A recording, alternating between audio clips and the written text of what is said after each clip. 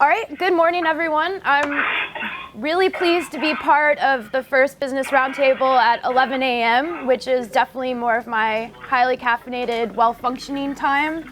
I have been here since February as the archivist, which means I'm just kind of really wrapping my arms around our really expansive library and archival collections, which I'm really excited to try to present to you today.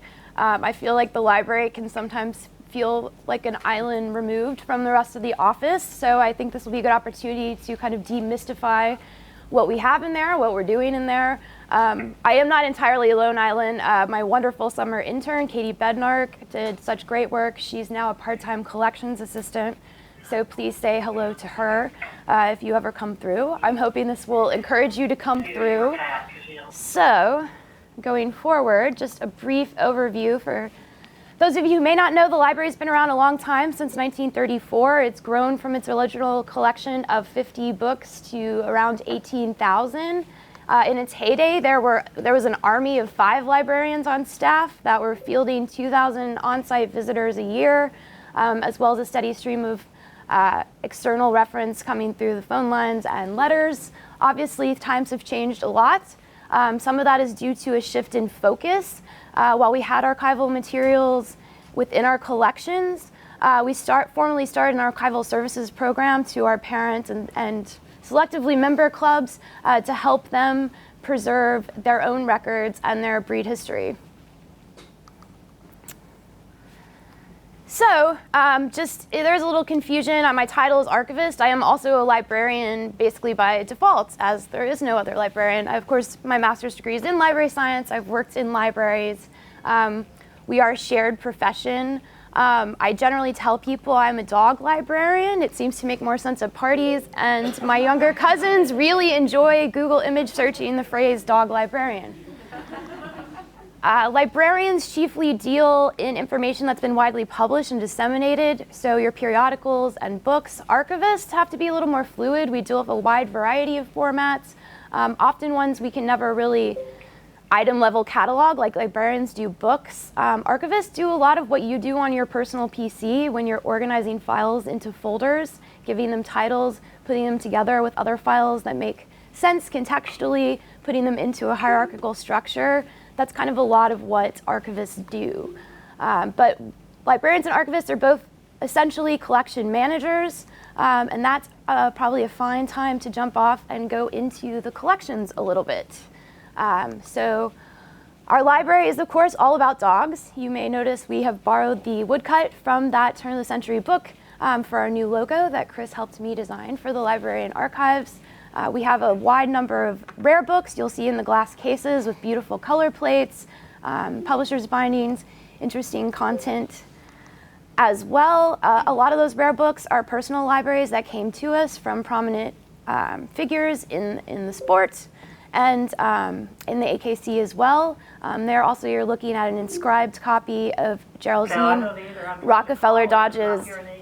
One of our great resources is we have a fairly comprehensive run of bound show catalogs dating all the way back to the 1870s.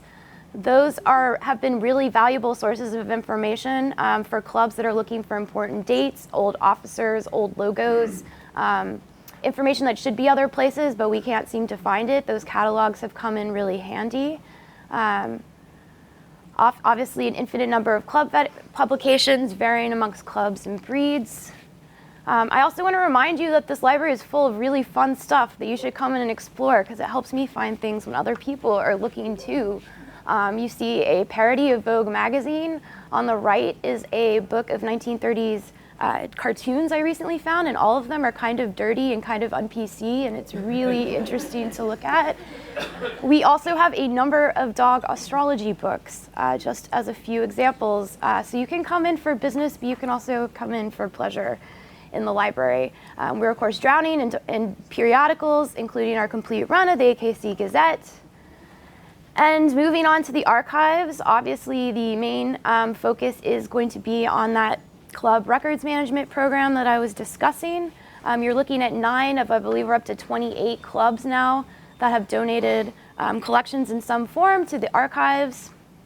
So what kind of materials are we getting from them? Obviously, any administrative records reflecting their activities and decision-making, obviously any kind of relics from their events and dog shows.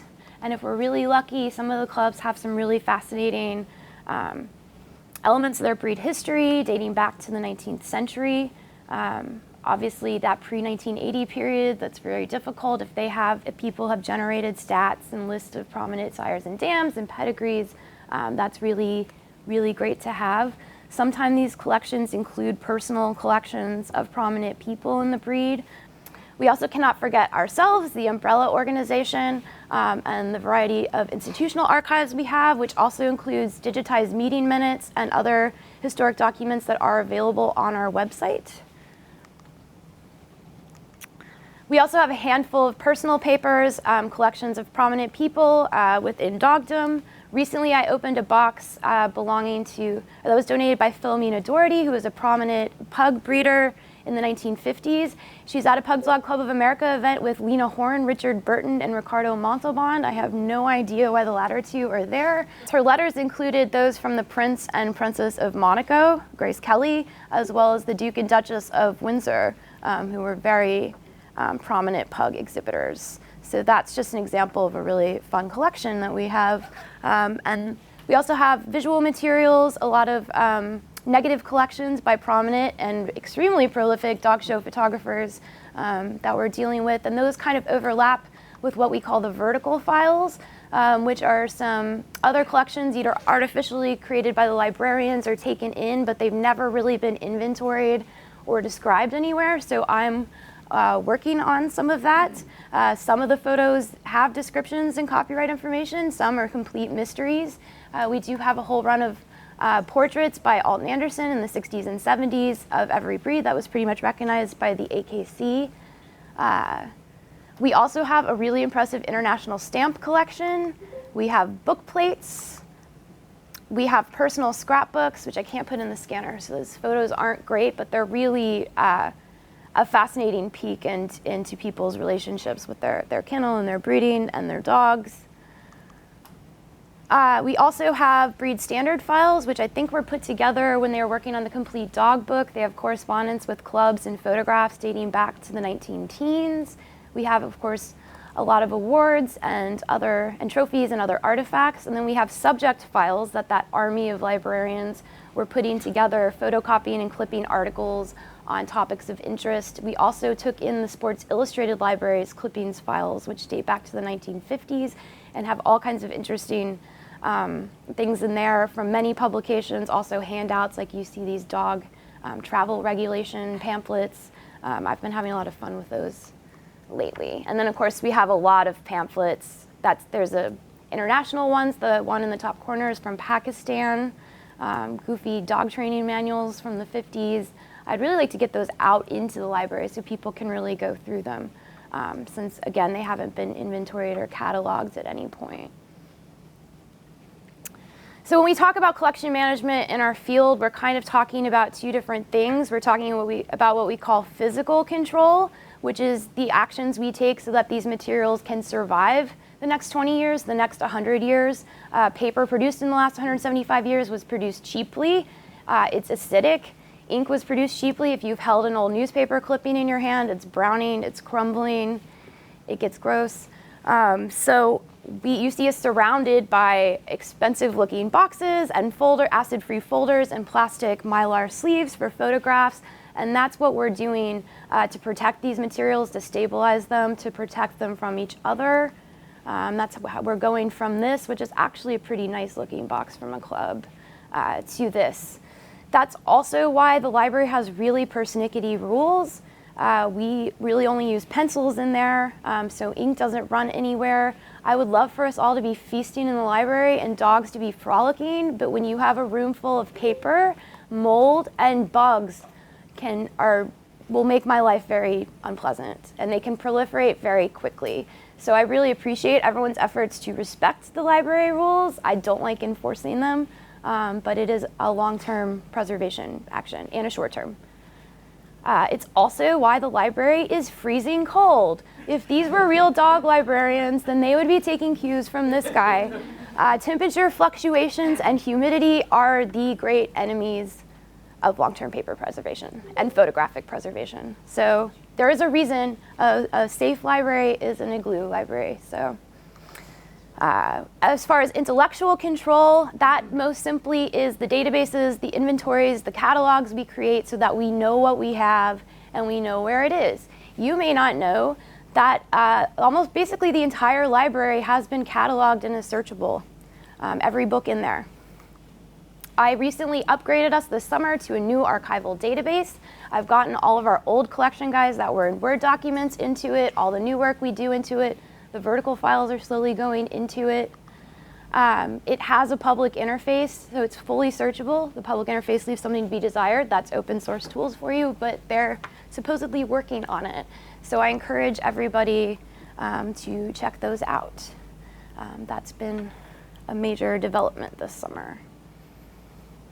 So why do we do all this work? It's not really worthwhile if we're not providing reference services if people aren't using the collections. So this is, of course, both an internal extension and an external one. I'm hoping to work more with all of you. The library can help you in unexpected ways. Ala was working on the website on a dog food section, and we were just browsing the shelf on food and nutrition just to come up with phrases, both funny and practical. It can come from all kinds of different areas. Externally, obviously 2,000 people are not coming in every year, but we do have on-site researchers. We have a steady stream of phone and email reference, and it's all across the board. I've had international scholars. I had a woman writing a book on a 17th century Bavarian diplomat. She wanted to know what the white fuzzy dog he would have bought on the street in Munich was. We figured it out. I've had a woman whose father died when she was very young, but he was prominently involved in the Boston Terrier breed and a few clubs in the 40s and 50s, and we helped her find information about her dad's life. I've had exhibitors who lost all of their belongings in a hurricane and were looking up records of their dogs in the 70s. I have medal and trophy collectors who want the backstories behind these items. I have your pedigree researchers. I have club representatives. It's a really diverse lot. I will say that research in this subject area can be very difficult. These dog magazines have not been digitized by Google Books. They are not indexed. Many of the books are not indexed because they were smaller private publishers.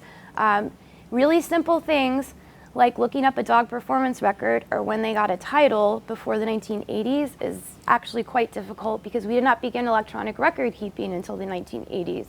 You need to go through issue by issue of the AKC Gazette when this kind of information was published to find this information. If you're looking for it through the person as an access point in front instead of the dog, it's also very hard. I'm trying to make this better. Our historic stud books and AKC Gazettes have been microfilmed. This microfilm could be digitized. I'm hoping to piggyback on another initiative in the organization to scan some paper documents. Librarians have a problem in that we're actually facilitators of research, not necessarily the researcher ourselves. And with less people coming in to do the grunt work themselves, it does get difficult. I try to do as much as I can. But that is the important thing that Bud and I are always saying is that everything is pretty much in that room. You may just have to excavate it. The value is also that it's all in one place. A shelf of out-of-date training manuals may not seem like that wouldn't sell on eBay, may not seem valuable to you, but someone researching the entire history of dog training can now look at that shelf and go through them all. And also, if it's not there, it's probably not anywhere other than the Kennel Club Library in London. There's really no comparable collection. No repository specializing in dog-related materials. So that also brings me to, I know probably more of you than I would care to admit see a diminished value for libraries in the 21st century. And I have to reiterate, not everything is on the internet. In fact, a lot of facts and stories are getting neglected because they are not accessible through a Google image search. I will also defer to the late lamented Gene Wilder to remind you that not everything on the internet is true. That's one reason that libraries do exist, is to help us correct and fact check the record. Also, the internet is not permanent. Just as an example, mastheads change. I have had clubs call me that can't remember their officers from 10 years ago. Well, I've been working with David and Jessica a lot on transferring our VHSs and our film reels. This is a course to digital. This is a course of preservation activity. Is also we can publish it or anything that's within our rights to publish. We're hoping also the workflows we set for this we can apply to the other kind of digital materials. I'm getting more electronic records from clubs. Paper can last several decades. Digital files, I have ones from my predecessors from 10 years ago I can't open anymore. I'm sure you've encountered file formats become obsolete. Some are proprietary to programs that don't exist anymore. Some get corrupt. It's kind of beyond my resources for us to have a formal digital preservation program yet, but we're hoping to kind of set our workflows so we're at least taking some responsible early measures to keeping these files accessible. Obviously, if you've been in the library, you may have noticed we've been doing a lot of spring cleaning, at least getting piles into slightly more organized piles. I know it seems like I command a lot of real estate, but it's actually not enough. The collection is growing.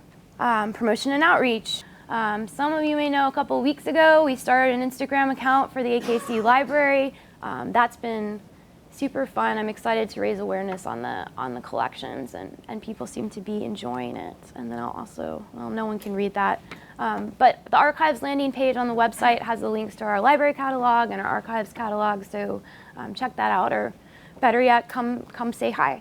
And I've been prattling on, so I'm gonna pass the torch.